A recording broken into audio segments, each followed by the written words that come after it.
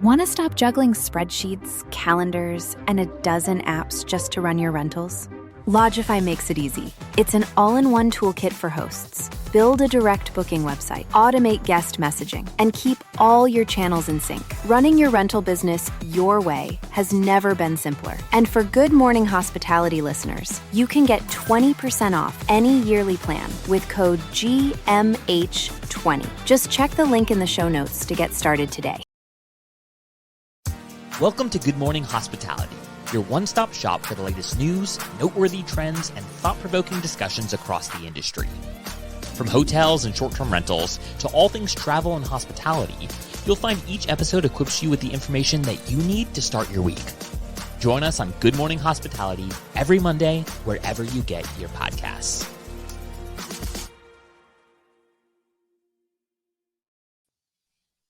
Hello, Jamie. Happy Monday. Happy Monday. It's the best day of the week. We have kind of an interesting episode today. We are down to co-host. Michael is on paternity leave and Will is not feeling very good. So I'm glad that you were able to join me. It would have been a sad solo episode. Yeah, we don't need them. Maybe we could just take it on the road, just the two of us. Oh my God, listen, don't tell anyone. We'll have our own little break off podcast. But it's so good to see you. What's going on? Did you do anything fun over the weekend? Yeah, so I've been on the road the past 3 weeks traveling. I was in Denver, then Barcelona for a week, then Vegas last week for Verbo's Explore Fest, and then took the kids camping over the weekend. So just nice easing into fall. Yeah, like real slow, real nice and calm. Well, I'm actually in Brașov, Romania right now. So it's 5 p.m. for me. This is kind of an evening podcast this time. And this is a vacation just for a vacation. This is not tied to a conference or work or a wedding. So it's pretty nice. That is nice. And when's the last time you've just taken a vacation and not tied it to something to do with work? Probably, a while ago. I did like some stuff with my family, but I haven't gone on like a vacation. Actually, no, that's a lie. I went skiing in March. So, but I think I'm just doing so much wedding and work travel that it feels like it's been a long time, but there's no sad violin playing for me. So it's all good, but I'm here and then in Istanbul. So 2 places I've never been. So it's nice to kind of get some new countries on the map. Yeah, absolutely. Awesome. Well, before we jump in, I just have to thank some of our sponsors. Want to give a shout out, as always, to TravelNet. Will was just at the Next conference last week, and I think we're going to have 2 bonus episodes. He had so many great interviews, so shout out to anyone that was there. I heard you guys had a great time. I'm very jealous that I couldn't make it. I promise I'll be there next year. And then, of course, our lovely partners at Sojo. They are doing this really great happy hour for your housekeeping department. We're going to have a raffle. All you have to do is sign up for the sample kit with the link in the show notes. And then on the 19th, we're going to announce the winner. You'll get a nice happy hour for your housekeeping team. It's a great way to say thank you for, a great high season. Hopefully, they deserve a little bit of fun and a break. So jumping right in today, I think the first kind of fun bit of news that's been everywhere has been the Delta kind of change in loyalty program points. And what I love about today's version of this is that complaining aggressively on the internet has worked because the Delta CEO has been like, maybe we move too fast. So are you a Delta loyalist, Jamie? What are your thoughts? I'm not quite as high of a status as Michael. And I did not send emails to Ed Bastain, their CEO, like Michael did, but it looks like Michael's complaints did not fall on deaf ears. What I love, though, was one, it feel like all loyalty programs are like a death by 1,000 cuts, right? Like every year they sort of get a little bit less and less sort of impactful on like how much your points are worth. And they're like, we just want to rip off the Band-Aid, like get it to sustainability. And then like the clawback of like, maybe we shouldn't have ripped off the Band-Aid so quickly and removed so much all of a sudden. Yeah, exactly. You have to like slowly take away things so we don't notice, Right. because now everyone's like, "Oh my God." I mean, listen, I get it, because he says it like when everyone has access, like it's not exclusive, like when everyone's Mhm. exclusive, no one's exclusive, which I get. But I mean, it's just like it was such a like blatant, I don't know, money grab. Or I mean, it's not even based on how much you use the product. Yeah. So I just thought that was so funny, because my Instagram feed, I don't know if it's just like the people that I'm friends with, but like so many people were like enraged. And I was like, Mhm. you know what? No matter what's going on in the world, you know where people's priorities lie when they're like, I can't get into the Sky Club now. And as someone who frequently travels and uses lounges, I would also be upset. Yeah. Unfortunately, being based in Miami, I'm tied to American. I can't be a Delta brat, but I would be pretty upset if my lounges got taken away. So I understand. Yeah, no, I was actually pretty upset too because my lounge access would have been cut pretty significantly, and You can't have that. that is the one thing now when because I travel pretty often. Like, I think I'm doing 5 trips to Europe this year, like, which is quite a bit of travel, quite a lot Yeah. of time away, and then just and a lot of quick trips and being able to get to the airport early and not have to do an extra night away and be able to just show up at the lounge, get some coffee, get breakfast, and not have to deal with the sort of 30-person line for coffee that is the Atlanta airport at 6 a.m. I'm pretty Yeah. uh yeah. So Well, yet to be yeah. seen what these changes are going to be and whether Michael's going to be happy. But Well, you know what? We'll just have him write some more emails if he's not. But I do love that they're like, okay, like give us some time. We're gonna figure out how to dig ourselves out of this mess. And yeah, so we'll see. We'll report back when we have some more information. yeah. But our next story is about Hyatt kind of going the Marriott route of introducing their new homes platform. Currently only featuring homes and properties that were available through the management company that they used to own.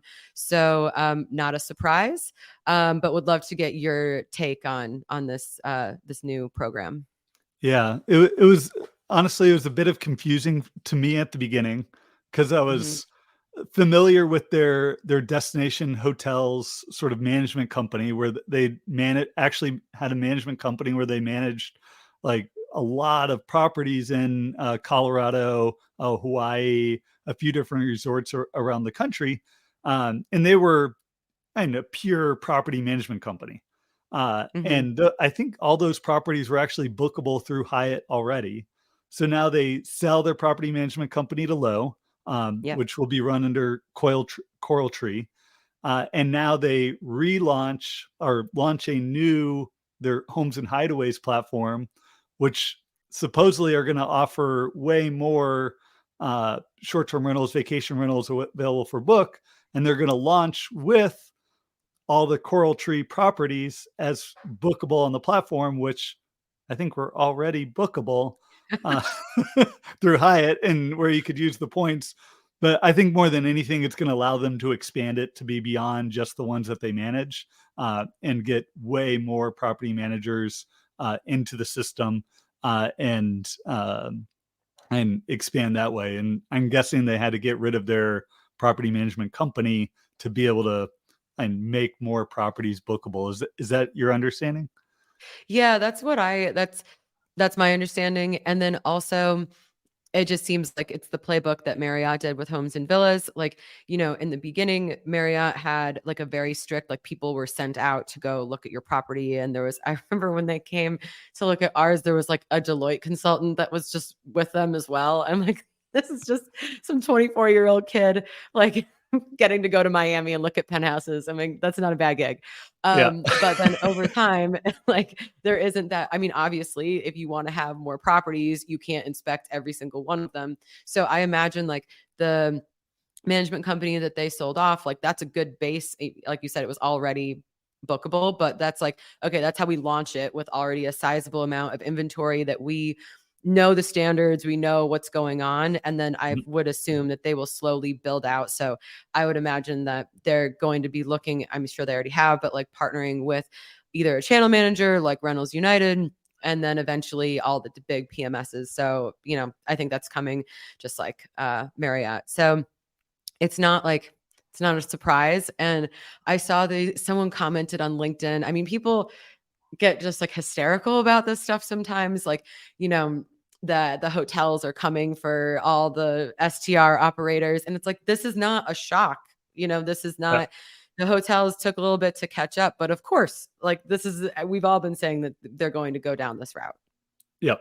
And it creates the ability to keep people within their platform when they're booking for stays outside of and going to sort of core urban areas and sort of leverage their points. And at least how I've always grown up hearing it, it's like you build your points on business and then you spend them on leisure. And more and more leisure travelers want to use short-term rentals, want to use vacation rentals. And if you're not making your points available for those type of stays, then you're going to lose bookers. And I think Expedia is going to put more and more pressure on people of if you wanted to be able to earn and use your points on vacation rentals, then it makes sense to start using Expedia to earn those points and spend those points. Yep. And Hyatt, Marriott, Hilton are going to have to react. If not, they're going to sort of lose their sort of direct bookings to these OTAs. Well, I think that's the interesting thing. You can start to see like there's been a real uptick in just the average person realizing the points game. And, whether that's for lounges or flying or hotels, but now I think it's analogous to the streaming wars, quote unquote. Like, if there's so many options, then it just becomes a little ridiculous. Like you have to pick a lane, like, am I going to be loyal to Hyatt or am I going to do Expedia where like I have more options? It really, I think it's going to be interesting. I think it'll take some time, probably a couple of years, but to see like who really is doing a good job with these programs, because people will have to choose. Yep. But I mean, hey, if Hyatt makes this available and this comes, if this is available with our PMS or the channel manager that we use, like we'll push to them. I mean, any sort of, channel is welcome. I do think as an operator, something we've seen with Marriott is that because they don't allow you to brand your property or say like, hey, this is for us, like a Romy property, yep. Guests don't necessarily realize that it's not like a Marriott property. Yep. And so we have a disconnect between what the guests expecting and then what we actually offer. And I feel like that's going to be a similar thing with Hyatt. Like people are expecting that. So I'll be curious to see kind of how they handle the operator like vendor relationship, because that can be always a little tense. Yep. And we'll see. And I think we'll see maybe in Verma if Hyatt has a team at the conference sort of looking to sign up more property managers, actually expand it. And I'm excited to talk with the Hyatt team and see what their plans are. And it brings one more company into the space of trying to figure out search between hotels and short-term rentals. Yeah. And I don't think we've seen anyone sort of crack the nut. And I think we've all been waiting for Expedia to be able to do it with Vrbo. And it still feels like Marriott Homes and Villas is a separate thing within the Marriott family, and you can go to their separate site and find vacation rentals there, but it's not sort of part of the core search when you go to Marriott.com. And then and we're seeing Google attempt it, and I'm seeing more and more when I'm just randomly searching for a hotel on Google. I'm starting to see short-term rentals pop up. And like, is Google going to be the one that sort of cracks the nut and sort of finally gets people to compare hotels and short-term rentals on a one-to-one basis within the same search? I really kind of hope not. Like, I feel like it probably is the most likely option, but there's a couple of things. First, I think that even though it is potentially perceived as a bit threatening when you have a big hotel brand like Hyatt come into the space, it continues to legitimize the industry. And competition, I think, is good. It makes us all like, we are all going to have to standardize and professionalize and all of that stuff. And I think what's also interesting is that runs contrary to what Brian Chesky at Airbnb, like he wants everything to go back to like the individual host And like, I understand that the romanticizing of that whole that whole experience, I totally understand. And honestly, that's something I kind of love about some of the places that I've stayed. But realistically, in order, like, we've passed the kind of mom and pop stage, the nostalgia stage. Like, these are big companies that are getting into this space, and it's whoever is the most creative and the most aggressive. And I actually think the one that treats their vendor and their supplier partners the best, that's going to be the brand that wins out in the end. Yeah, and then I think the other piece of it, and we'll get to Airbnb in a second, is it's more and more companies going off of the property manager inventory. So you've got Vrbo, and big part of their inventory is from the large property managers, Booking.com, Marriott Homes and Villas, now Hyatt, Google, and working with large channel managers to sort of bring that inventory. And it makes the inventory that Airbnb has that exclusive to them, sort of the individual hosts. And it may be creating more and more moat for them of, is anyone going to actually try to get those individual hosts to sign up to other channels? And it's still 85% of their inventory is people with 1 to 5 units. And I kind of, I don't think that those type of hosts are made for the other platforms. It's difficult to manage. I mean, when you start, I think you can still do, you can connect via your iCal link, your Airbnb and Vrbo accounts. Yeah. But once you start getting past that, like, it becomes so much more. And I think that that's the benefit of Airbnb to people, is like, it can just be your little Airbnb business, and it doesn't have to be another, whatever huge operation. But I think the thing that kind of gives me pause, or just like irritates me a little bit, is, these operators that are trying to build these platforms do rely on professional operators to supply a consistent product. But then the policies that are made and the way that we are treated is like that we are irrelevant, or maybe not irrelevant, but like that we don't have any power in this relationship. Yeah. And it's kind of like, we are supplying you with the product, and it needs to be more of a partnership, or you at least need to give us a heads up. Or, we've had some interactions with a couple OTAs where there's been some overstepping and wanting to come and like talk to our operations team. It's like, you cannot do that. Like, absolutely not. And it's like, you can say what you want to say to me, but you're not coming and talking to like the housekeeping manager. You know what I mean? And so I think that it's a learning lesson. Like, how do we interact with those OTAs and these new platforms? It's a little bit of a learning period right now on how we're all going to work together.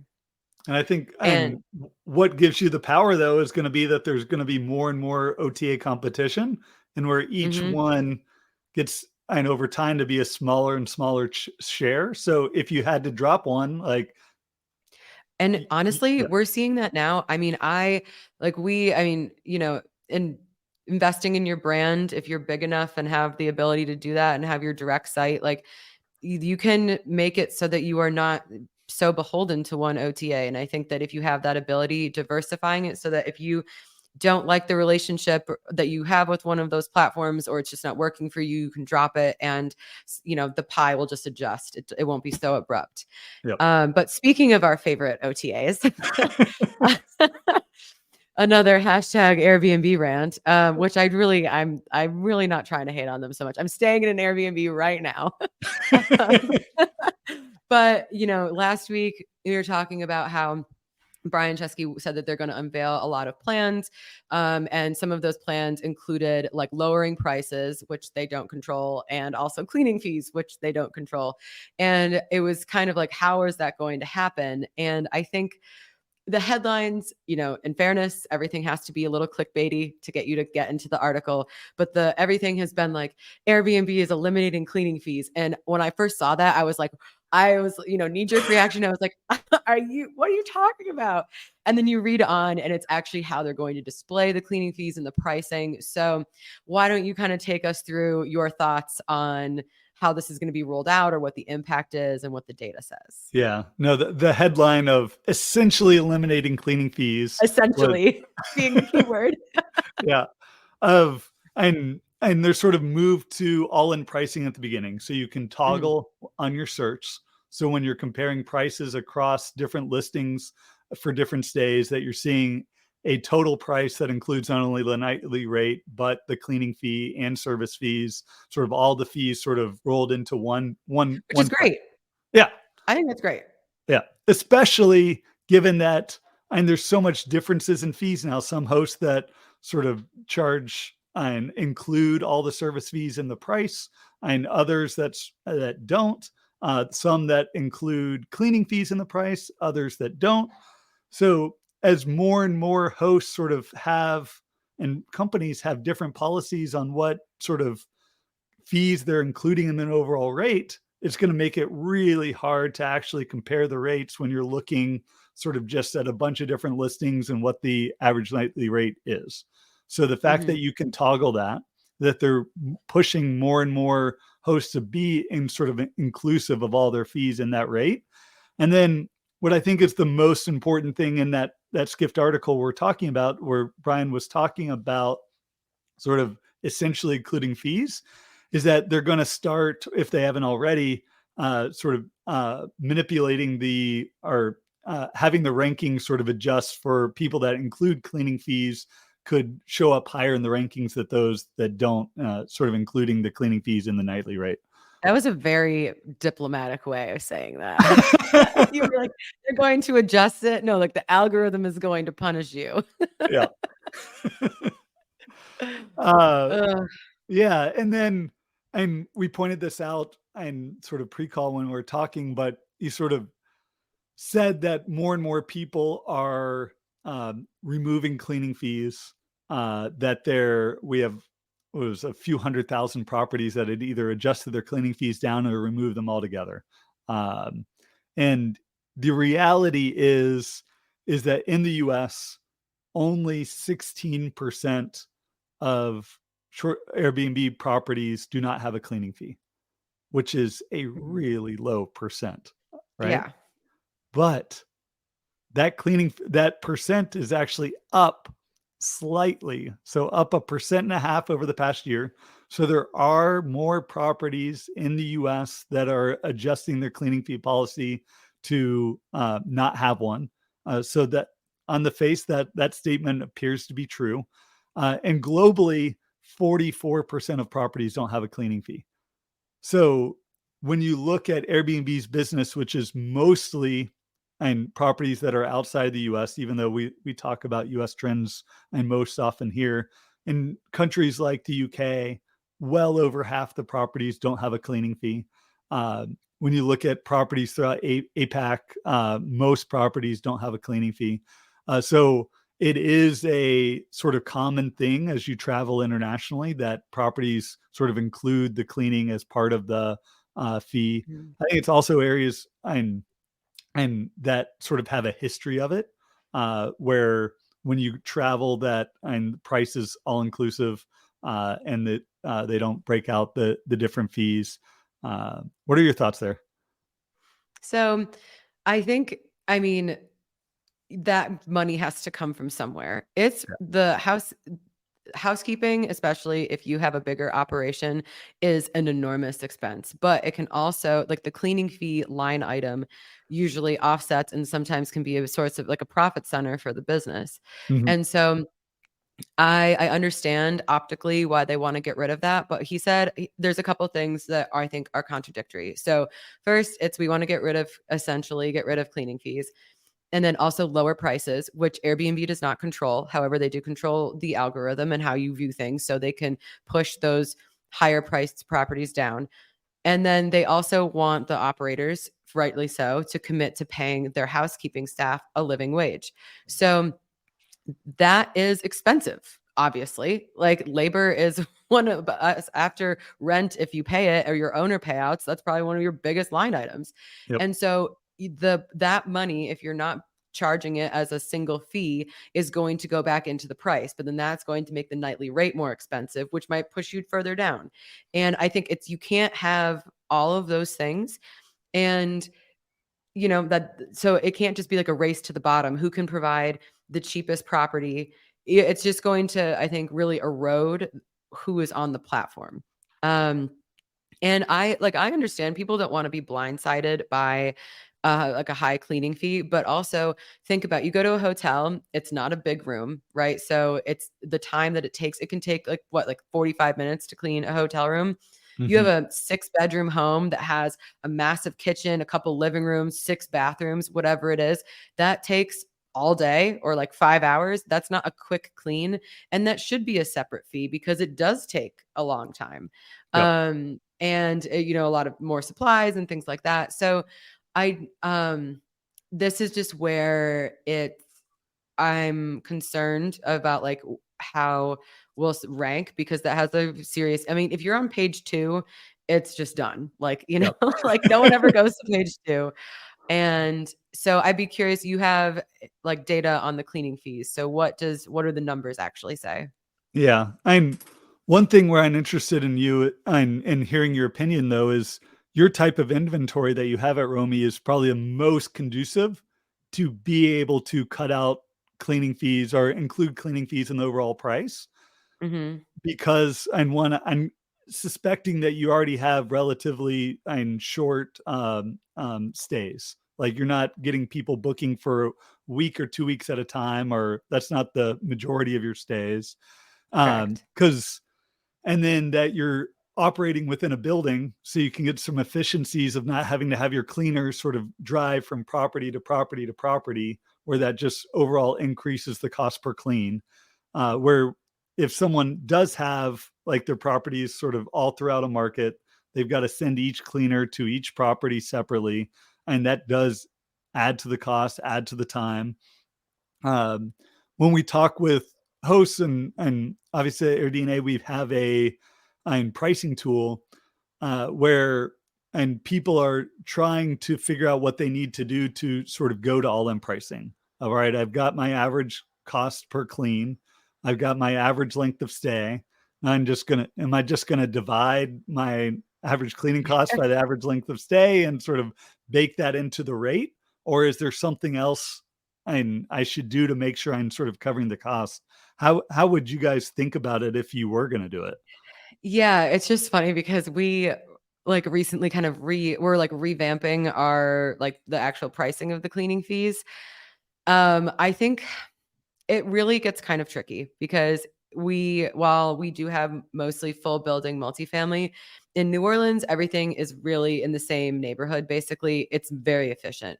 In Miami, it's very spread out. It's like from Fort Lauderdale down to Coconut Grove, if anyone's familiar. It's like a huge geographical area. So there is still wasted time in traffic, and Miami traffic is hellacious. So there is that component.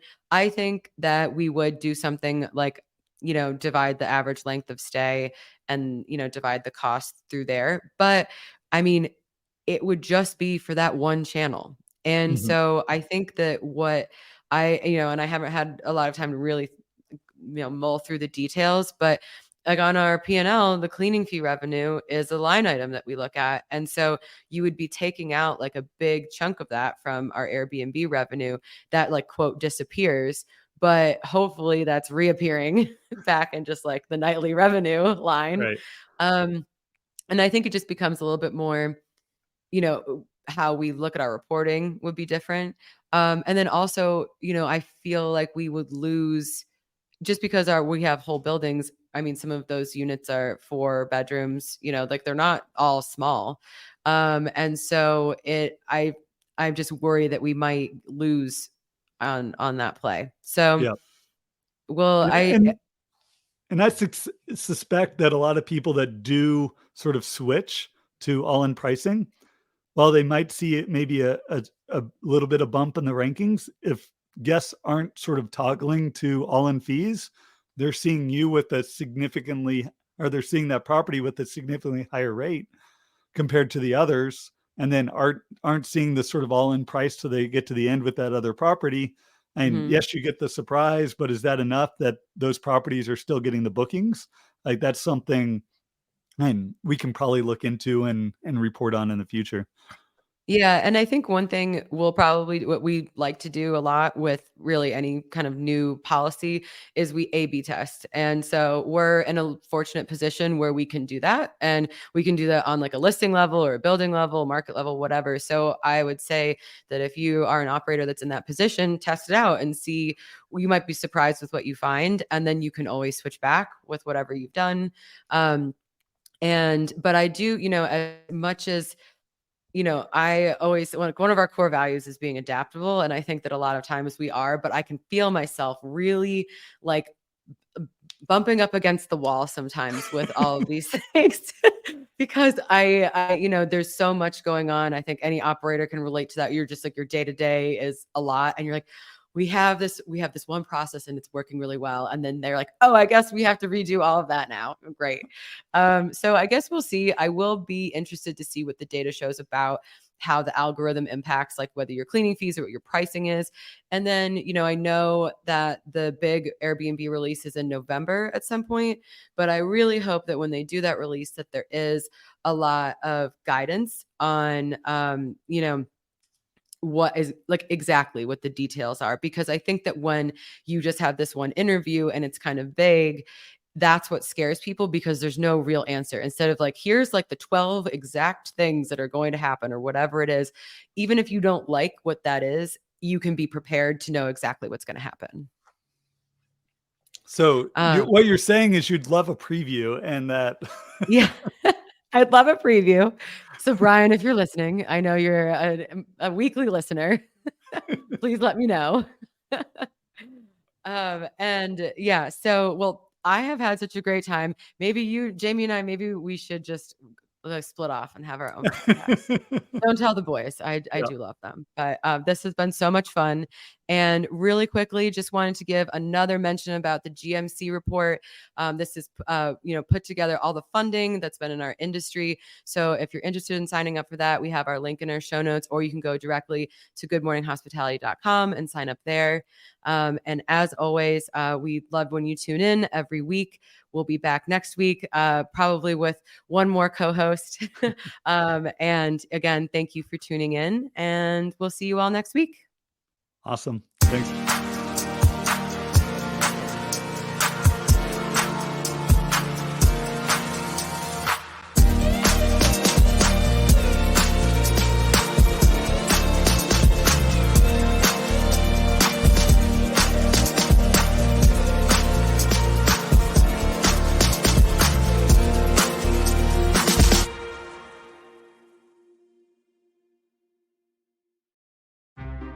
Want to stop juggling spreadsheets, calendars, and a dozen apps just to run your rentals?